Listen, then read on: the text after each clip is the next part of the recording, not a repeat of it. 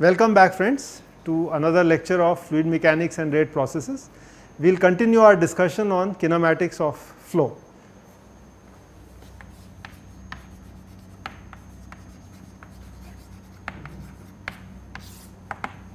What we would like to discuss today is that suppose I consider a fluid element in a two-dimensional plane.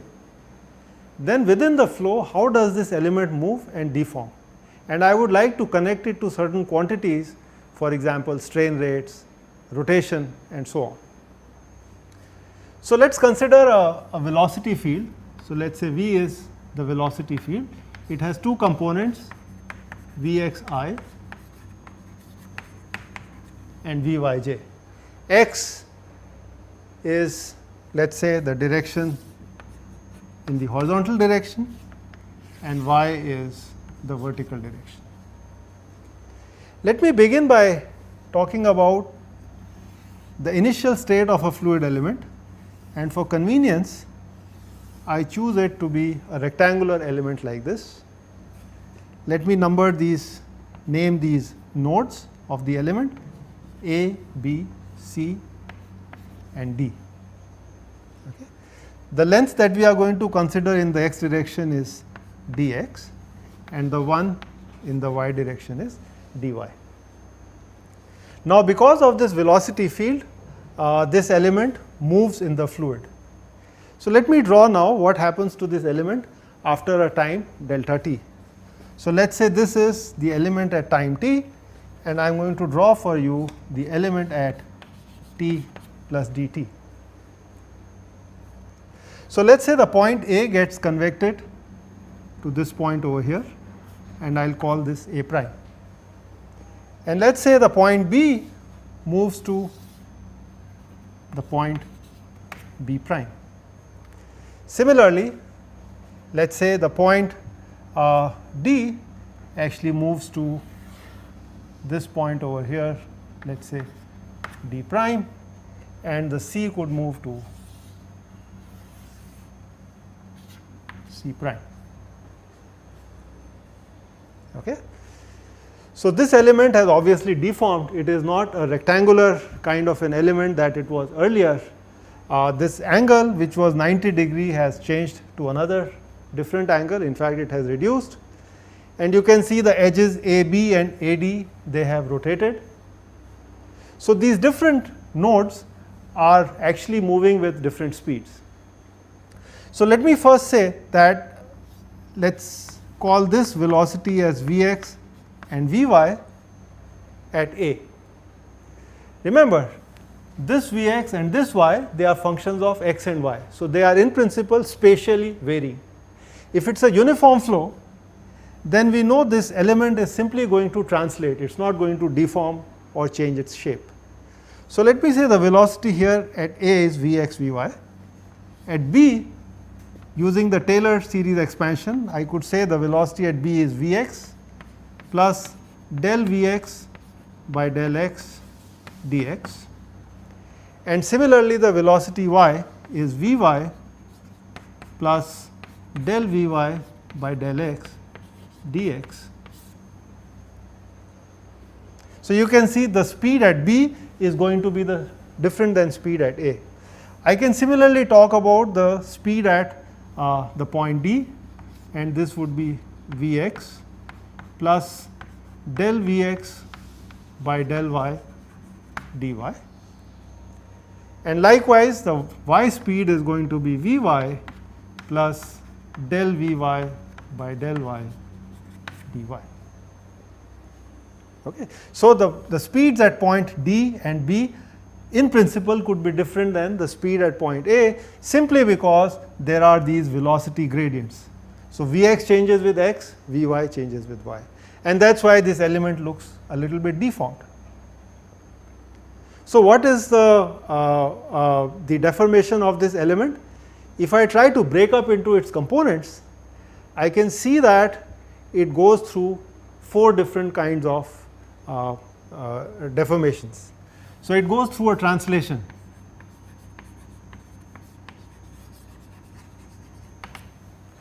Translation is simply that if I had, let us say, an element like this, then it gets convected to a different shape, to a different position, but does not change its shape. So, this is translation. This would happen, as you will notice, if Vx and Vy are uniform. They do not change with space. Okay. So, that is one. I could also have a situation where this element could actually rotate. So, I could have rotation. And the way I would like to picturize rotation is, so these are of course x and y axis. This was my initial element, and now these edges simply rotate about the z axis. So, this edge rotates by an angle theta, and so does this other edge.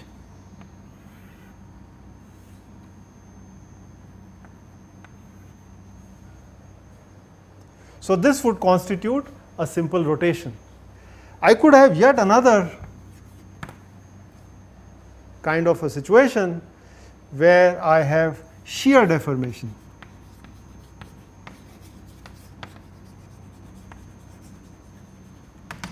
Or sometimes I can even call it as some kind of an angular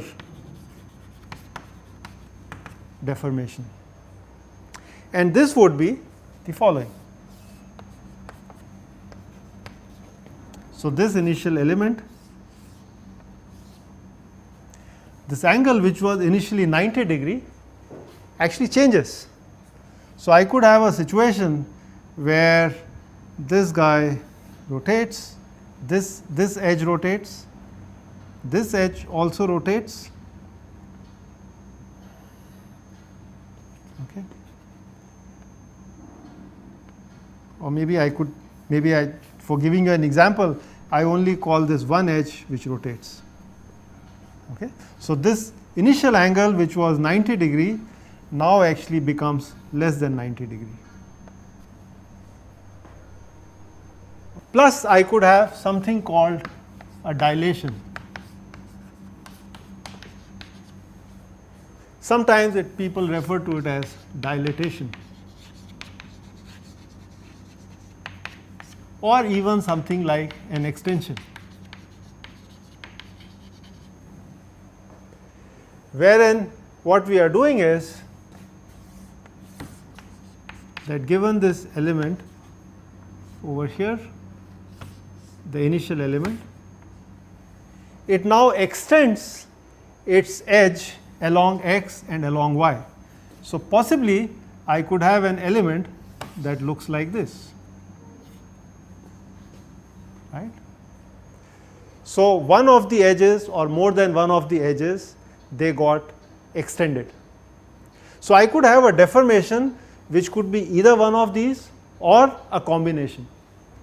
The picture that I have drawn here is most likely a combination of all these. So, it is certainly translating, the element is certainly rotating, this angle is changing. So, there is definitely a shear deformation, and the edge lengths are also changing. So, there is definitely a extension or a dilation.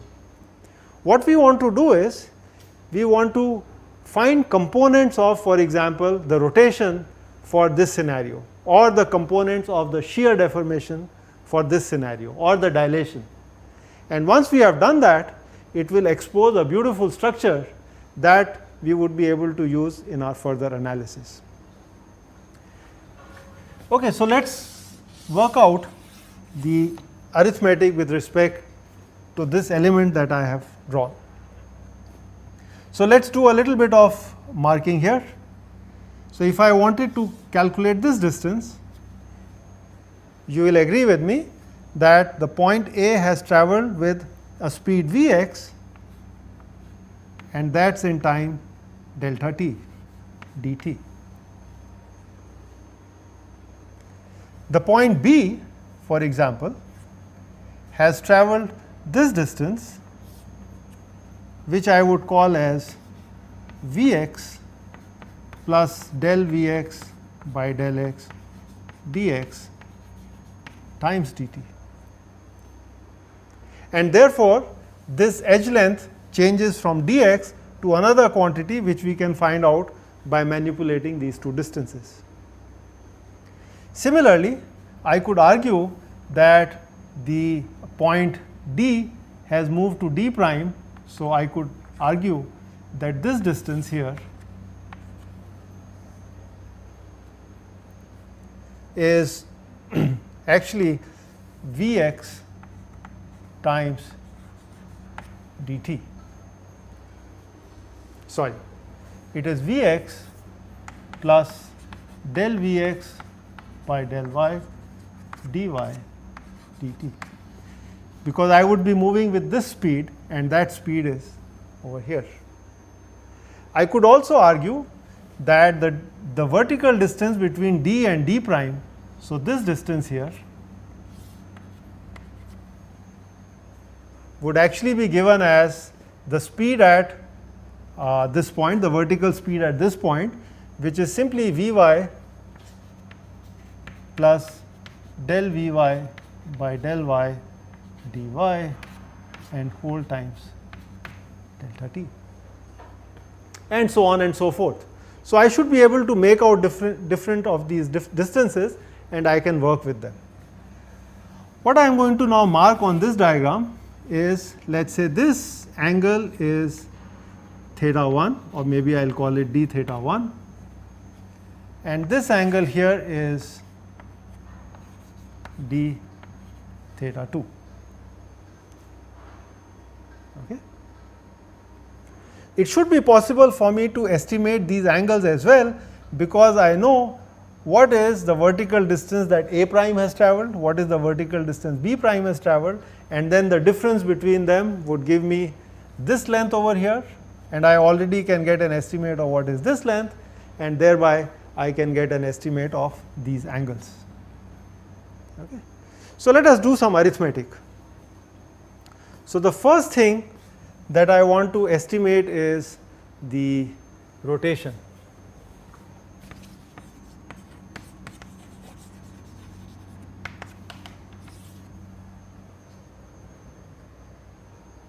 In fact, I would like to call this as rotation rate. I want to estimate the rate of rotation. As you know, in solid mechanics, when I apply a certain force on an element, then it would simply rotate. But here, and then it would stop at a final state. But in a fluid mechanical system, when I apply a certain force or a torque, then this element would simply keep on rotating till that force is or that shear is removed. So, I can talk about a rate of rotation. So, I would like to calculate that. All right. So, I can see here that edge AB rotates counterclockwise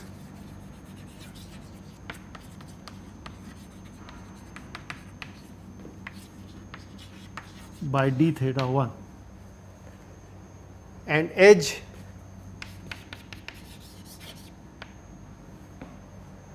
AD rotates clockwise by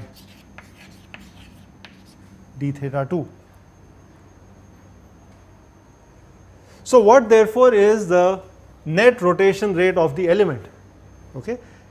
So, now there is some kind of an ambiguity. I mean, the two edges are rotating by different speeds. So, therefore, we can come to terms with it that the rotation rate of the element is the average of the two.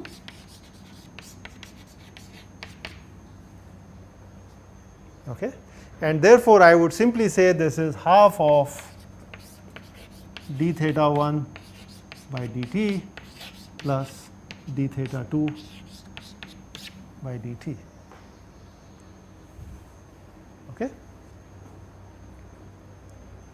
All right, let us estimate d theta 1. So, I want to estimate this distance. This I can say is actually the new distance, but it is roughly equal to dx. So, I can get the estimate of d theta 1. So, what is d theta 1? D theta 1, as you can see, is this little distance here, and it is very easy to see that there is a difference between the vertical location of B prime and A prime, because the vertical velocity of the two are different, and they are actually different by this amount. So, I could say that d theta 1 is simply del Vy by del x, and this is times dx, and this whole thing divided by dx. So, I have approximated, because this angle is small. So, I could approximate d theta 1 as simply tan inverse of the vertical distance by the horizontal distance, and that in turn I have approximated by dx, although this would be dx prime, but those are second order effects. Okay. In fact, this would be d theta 1 by dt. That is the rate. Okay, so, these cancel out, and I get del Vy by del x. Similarly, I can calculate d theta 2 by dt, and that now is in actually the clockwise direction. So, that would be essentially this distance divided by this distance. So, this distance is essentially coming because of this this speed here, which is changing of the point D with respect to A. So, this you can see would be minus del Vy by del x, and therefore, I could say omega z, which is actually the rotation rate of fluid element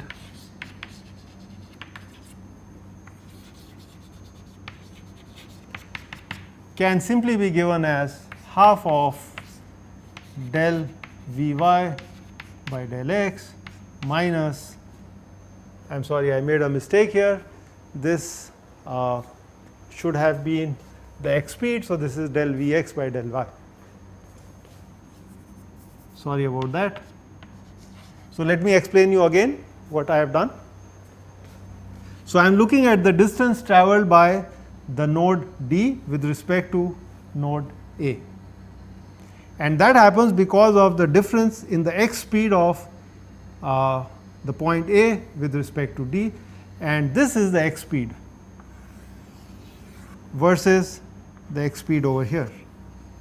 So, the change is simply del Vx by del y times an amount delta y, and I would have to divide it again by delta y. So, that is why you get this. Okay, so, coming back to the expression, this is what I would see. So, my omega z is this expression over here. So, what I have been able to show is that given a velocity field, the net rotation rate about the z axis, so mind you this is x, y, so about the z axis is simply given by this quantity over here. I could go ahead and do this now in 3 dimensions, and I could find out what is omega x and omega y. So, let me get these expressions for you. I have worked them out.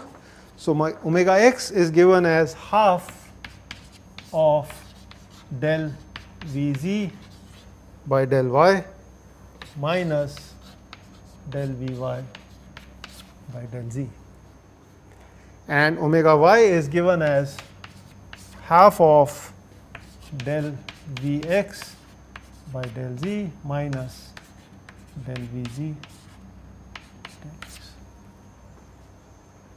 So, one could simply work these out by taking different planes. Okay. I have taken an xy plane, you could take an xz plane and a yz plane and calculate these rotation rates. If I had to write this in the vector form, so omega is the rotation rate of the element, it is given as omega x I plus omega y j plus omega z k. Okay. Let me now remind you the quantity curl of V. So, recall, if I try to evaluate what is curl of V, we know how to do that. So, this is I j k, and I would write this as del by del x, del by del y, del by del z, and this is V x, V y, V z. And I can work these out. So, for the I vector excuse me, I get del V z by del y minus del V y by del z. So, that is the ith component, and then I get the jth component, which is going to be del V x by del z minus del V z by del x, and let me also try to squeeze in here the kth component, which is going to be simply del V y by del x minus del V x by del y. Can you see the similarity between omega x, omega y, and of course omega z and the curl, right? So, let us first compare omega z, del V y by del x minus del V x by del y, and just a factor half. And likewise you would see omega x and omega y. So, this is omega x times 2. Okay? Very nice.